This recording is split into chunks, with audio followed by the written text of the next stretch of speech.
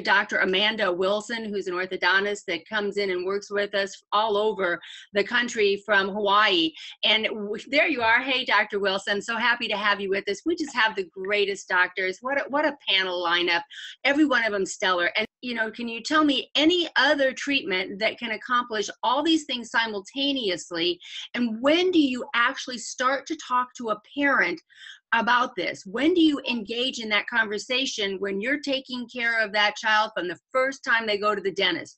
Dr. Wilson. Yes, thank you so much, Kathy, for asking that question. It's a very complicated question, but I'm going to give you a simple answer to start, and that is early is the answer. But first, I want to say thank you to Dr. Marino and to Jill for weighing in today and for a great presentation before I address the rest of this question.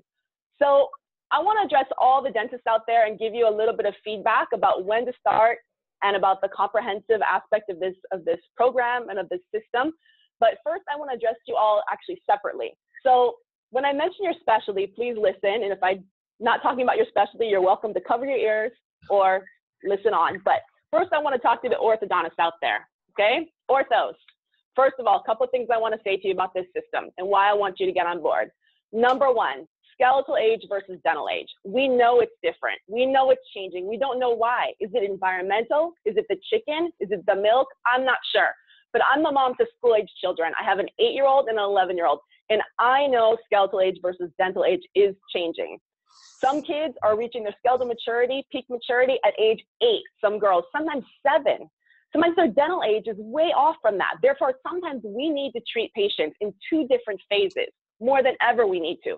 We need to address the skeletal aspects early while they're still growing. Once they finish their maturity, they've had their puberty, their peak puberty is over, you cannot address the growth aspects or change the orthodontic aspects of the bite effectively. So you need to address them early. That's why I think this system is fantastic. Number 2, let me tell you a little bit about how my typical, exams often go. What do patients want? So typical patient will say, this is my patient, okay?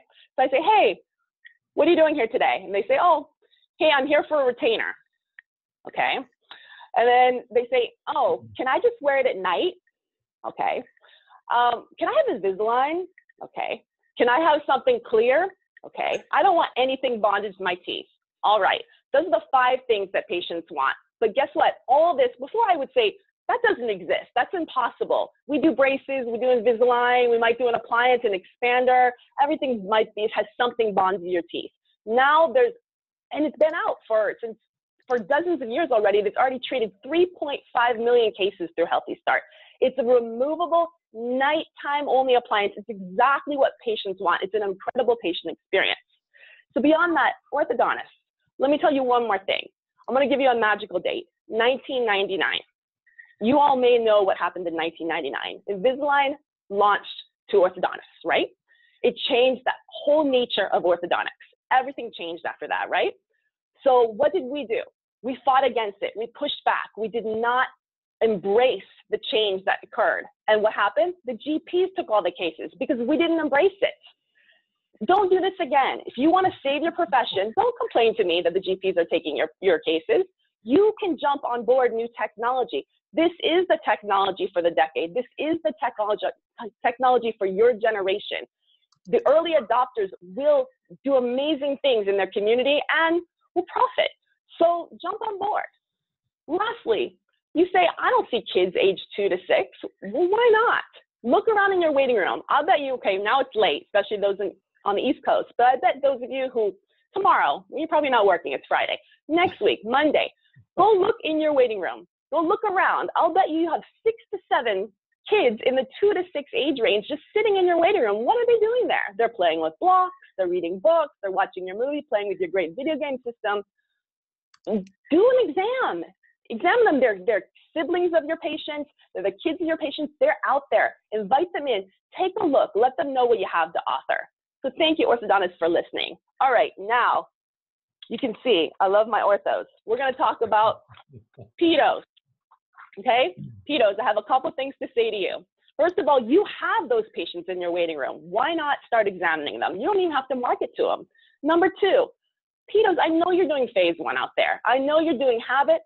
I know you're doing basic orthodontic changes. I know you're doing expanders, but why not have an incredible patient experience? Why not expand them comfortably? Why are you doing all these quad helixes and bonded fixed appliances that are uncomfortable, that potentially obstruct the airway? Why not do something nighttime, comfortable, and gentle and patient-friendly? So, and why are you waiting for the sixes to erupt? Why not start earlier when patients are compliant and happy and excited to start? So thank you, Pedos, for listening. And lastly, of course, I come to GPs. GPs, you get it all, right? The world is your oyster. You can do anything. You can do everything. The patients are out there. You do sleep. You do ortho. Why not do it? You say you don't see pedo patients? Why not? Pedo patients are the lifeblood of your new practice, right? The future of your practice. Start seeing pedo patients. You say you don't like kids? Let me address that barrier. Why not? If you don't really like them, act like you do, right? Act like you do, or find an assistant who loves them and have fun with it, because kids are fun. Enjoy it. Be healthy, have fun, and that's what HealthyStart is all about. Hopefully I answered your question.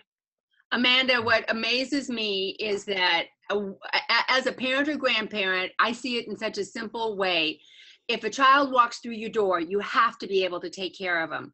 And it doesn't matter to me if the person who solves the problem in my house is a GP or a highly specialized person. I need the help. And if I understand this is available and it's withheld, I am going to spend the rest of my life being very unhappy about that. So I am so thrilled that this has become so much a conversation. And with the advent of social media and the digital world, we're able to reach more people like we are right now.